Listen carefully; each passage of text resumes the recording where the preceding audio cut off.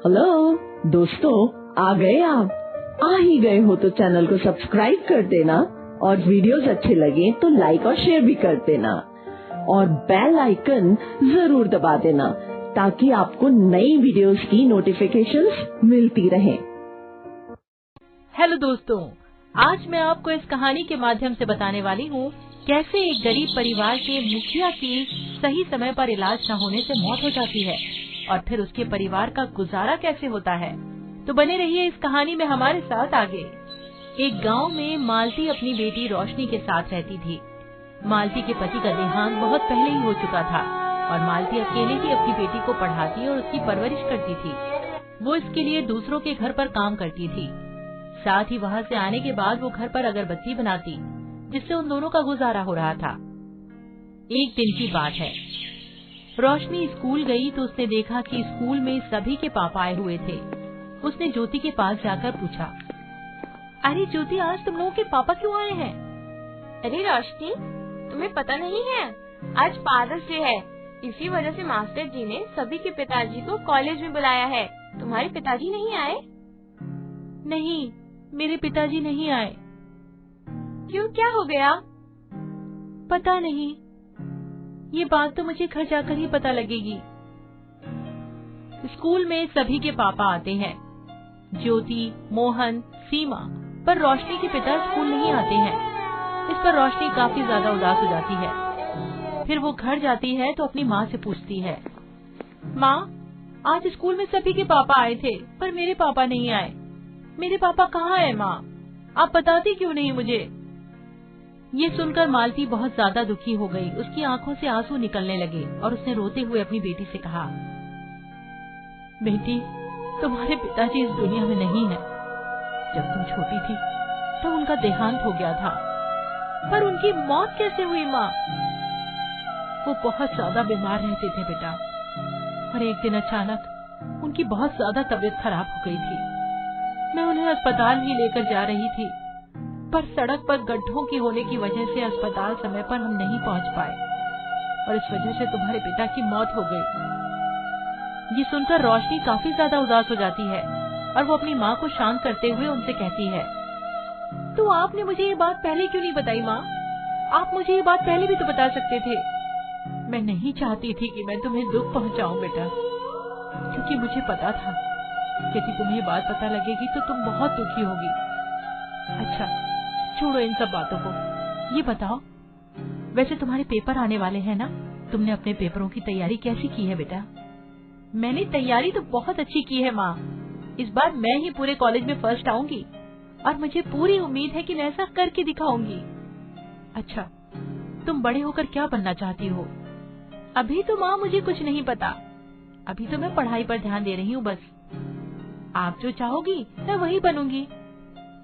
बेटा, फिर तुम पढ़ लिख कर कलेक्टर बनना, हाँ? क्योंकि तुम्हारे पिता की मौत गांव की सड़क खराब होने की वजह से हुई थी, क्योंकि गांव की सड़कें ठीक नहीं थी और हम अस्पताल समय पर नहीं पहुंच सके। डॉक्टरों ने जब तुम्हारे पिता को देखा तो उन्होंने उन्हें मृत घोषित कर दिया। यदि तुम कलेक्टर बनोगी तो तुम अपने गाँव की सड़क और जिले का विकास कर पाओगी। आप चिंता मत कीजिए माँ, मैं खुद भी कलेक्टर बनना चाहती हूँ, क्योंकि स्कूल जाने में मुझे बहुत ज्यादा दिक्कत होती है और कभी कभी तो मैं स्कूल बहुत लेट पहुँचती हूँ। मुझे बहुत खुशी है कि तुम फर्स्ट आओगी, क्योंकि मैं तुम्हारी मेहनत से अनजान नहीं हूँ। मुझे पता है कि तुम कितनी मेहनत से पढ़ती हो। नहीं माँ, आपकी मेहनत के आगे मेरी मेहनत कुछ भी नहीं है। आप दूसरों के घर पर काम करती हो और इसके बाद घर आकर अगरबत्ती भी बनाती हो। मुझे ये सब अच्छा नहीं लगता है, इसलिए मैं पढ़ाई करती हूँ, जिससे बड़े होकर मैं कलेक्टर बनूं और आपके सपनों को साकार कर सकूं। हाँ, तुम चिंता मत करो, वैसे भी अब कुछ ही दिन बचे हैं। तुम बड़ी हो जाओगी और मेरे दिन आराम से बीतने लगेंगे। वो कैसे माँ? मैं समझी नहीं। वो ऐसे कि जब तुम कलेक्टर बन जाओगी तो फिर मुझे काम करने की जरूरत ही नहीं पड़ेगी। ये सुनकर रोशनी बहुत खुश हो जाती है और इसके बाद वो फिर से पढ़ाई पर ध्यान देने लगती है। धीरे धीरे समय गुजरता है और समय के साथ रोशनी के पेपर पास आ जाते हैं। और फिर एक दिन जब रोशनी कॉलेज में पेपर देने जाने के लिए तैयार ही हो रही होती है, तभी बड़ी बारिश होने लगती है। सड़क में पानी भर जाता है उसे कॉलेज जाने में बहुत ज्यादा दिक्कत। इस पर उसकी माँ मालती उससे कहती है, अरे बेटी, तुम कॉलेज कैसे जा पाओगी? यदि तुम कॉलेज नहीं गई तो तुम्हारा पेपर छूट जाएगा। हाँ माँ, आप एकदम ठीक कह रही हैं। यदि ये सड़क पर गड्ढे नहीं होते तो मैं आराम से कॉलेज चली जाती, पर यदि मैं कॉलेज नहीं गई तो मैं फेल हो जाऊंगी और मेरी सारी मेहनत बेकार चली जाएगी। तुम चिंता मत करो, मैं कुछ न कुछ इंतजाम करती हूँ। चलो ऐसा करते हैं, हम लोग जंगल के रास्ते से चलते हैं, वो शॉर्टकट भी है और इससे हम लोग जल्दी कॉलेज भी पहुँच जाएंगे। पर माँ, जंगल में तो बहुत सारे जंगली जानवर होंगे। तुम चिंता मत करो, बस भगवान पर भरोसा रखो। चलो। इसके बाद वो दोनों जंगल के रास्ते से कॉलेज के लिए निकल जाती हैं। जंगल जाते समय उन दोनों को काफी डर लग रहा होता है, क्योंकि जंगल में काफी भयानक जानवरों की आवाजें आ रही थी। पर वो दोनों भगवान का नाम लेकर जंगल में आगे बढ़ती रहती हैं। जंगल को वो पार करने वाली होती है, तभी उनके सामने एक शेर आ जाता है। शेर को देखकर वो दोनों बहुत ज्यादा डर जाती है और मालती अपनी बेटी से कहती है, बेटी तुम पीछे हो जाओ, मैं शेर का मुकाबला कर लूंगी। नहीं माँ, आप पीछे रहिए, ये शेर हमें खा लेगा। शेर को देखकर दोनों काफी डर गई थी और रोशनी सड़क के गड्ढे में घुसने लगी। यदि गांव की सड़क ठीक होती तो मैं कॉलेज आराम से जा पाती, हमें इस जंगल से होकर नहीं गुजरना पड़ता। तभी अचानक वो शेर उन लोगों को हमला ही करने वाला होता है कि उसके पैर में कोई भाला मार देता है और वो शेर घायल होकर जमीन पर गिर जाता है। जब वो दोनों पीछे देखती हैं तो उनके पीछे एक शिकारी होता है और फिर वो शिकारी उन दोनों से कहता है, तुम दोनों ठीक तो हो ना? हाँ, हम दोनों ठीक हैं। मैं एक शिकारी हूँ और इस जंगल में शिकार खेलने आया करता हूँ। वैसे तुम लोग इस जंगल में क्या कर रही हो?